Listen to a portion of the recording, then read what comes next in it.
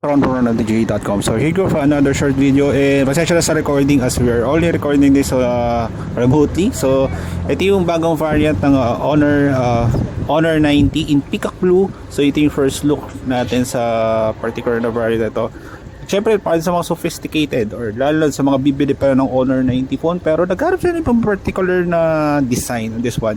So makita niyo naman na mas tumututok tayo doon sa likod ng phone, in Peacock Blue siya. So pag pag tinitilt natin siya, para siyang may effect ng pakpak ng peacock na nag-iiba-iba yung effects sa likod. So ganoon pa rin naman yung variants, ganoon pa rin naman yung specifications ng Honor 90. Wala pa rin nagbago doon sa chinek natin or yung first look natin ng Honor 90.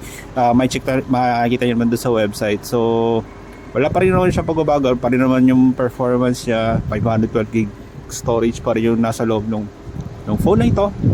And sakto, ilo-launch nila to later on while recording this one sa SM Dasmariñas. But good to know na bago kami pumunta sa store is nakita na namin tong phone na ito. So this one is still at 24,990 pesos sa offline and online channels.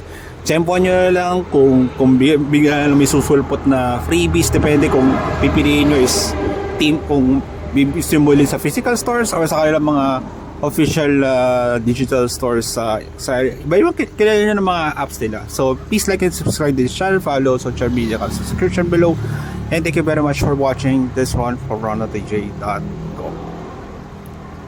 Thank you.